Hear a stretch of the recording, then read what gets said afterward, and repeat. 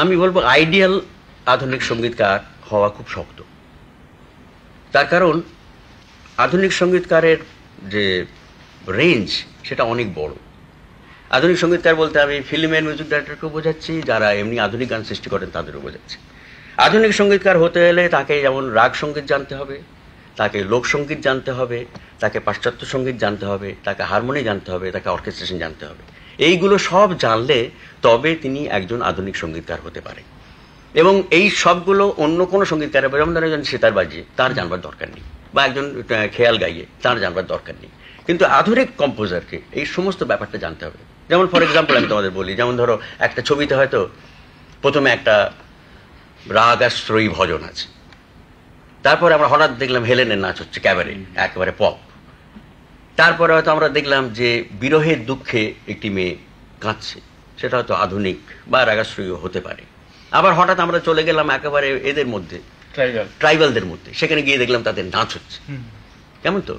এখান থেকে আবার দেখলাম যে একটি মেয়ে এসে প্রথম প্রেমে পড়ার তার যে দুঃখপুকুনি সেইটের গান।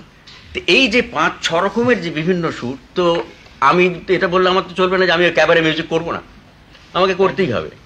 আমি তো বলবো না যে ক্যাবারে নাচ হচ্ছে আমি কিন্তু ভজন দেবো ওখানে, তা তো চলবে না। আর ভজনেতে আমাকে করতে হবে। কাজে এই যে রেঞ্জ, এই রেঞ্জটা যতক্ষণ না তুমি সঙ্গীতকার হিসেবে শিখছো ততক্ষণ অব্দি এর সঙ্গে তুমি পাল্লা দিতে পারছো না। কাজেই আমার বক্তব্য যে আধুনিক সঙ্গীতকারের শিক্ষার প্রয়োজন অনেক বেশি। আনফর্চুনেটলি আমাদের দেশে কম্পোজার তৈরি করার জন্য কোনো প্রতিষ্ঠান নেই যেখানে কম্পোজিশন শেখানো হবে, যেখানে সঙ্গীত রচনা কি করে করতে হয়, কি করে অর্কেস্ট্রেশন করতে হয়, কি করে একটা ভাবকে সুরে ধরতে হয়, এই শেখাবার কোনো স্কুল আমাদের দেশে নেই। যদিও আমাদের দেশ সঙ্গীতে এত আগে বেড়েছে, আমি আশা করি খুব শিগগিরই হয়তো এরকম কোনো প্রতিষ্ঠান তৈরি হবে। আচ্ছা শহীদা, এই প্রসঙ্গে আমারও কিছু প্রশ্ন আছে। যে সৃষ্টিশীল সঙ্গীতের কথা আপনি বললেন, এই আধুনিক সঙ্গীত, এর কোনো রাষ্ট্রীয় স্বীকৃতি বা পুরস্কার আজ পর্যন্ত হয়নি।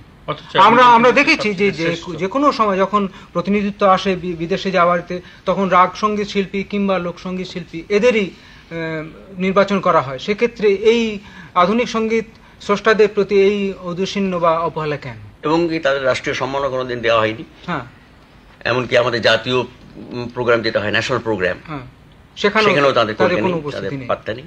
এটা খুবই দুঃখের কথা। তার কারণ আমি জানি না, কিন্তু একটা জিনিস ঠিকই যে সত্যিকার জনজীবনের সঙ্গে যদি যোগ রেখে কোনো সঙ্গীত আগে এগিয়ে থাকে সেটা হচ্ছে আধুনিক সঙ্গীত।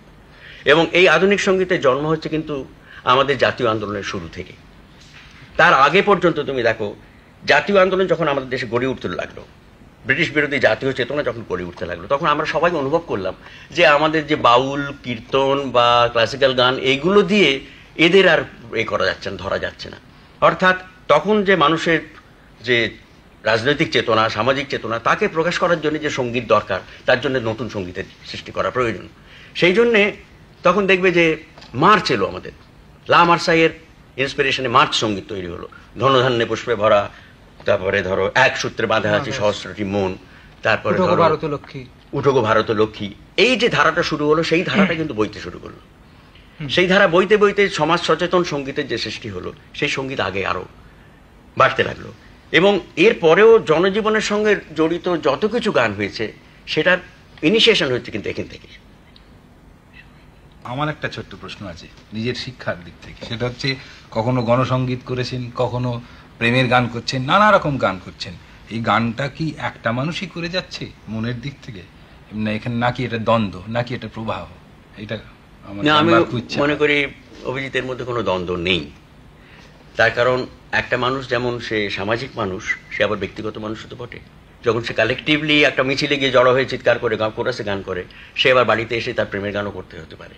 এর মধ্যে কোনো দ্বন্দ্ব নেই। এটা হচ্ছে একটা মানুষের, একজন স্রষ্টার সামগ্রিক রূপ, তার বিভিন্ন অনুভূতি, তার নিজের জীবনের ভালোবাসা, বিরহ, দ্বন্দ্ব, সেটাও যেমন সত্য, তেমনি তার সামাজিক সচেতনতা, সেটাও তার সত্য। এই সমস্ত দুটো সত্য মিলিয়ে সে সমগ্র মানুষ, সে সমগ্র কম্পোজার। এর মধ্যে কোনো দ্বন্দ্ব নেই।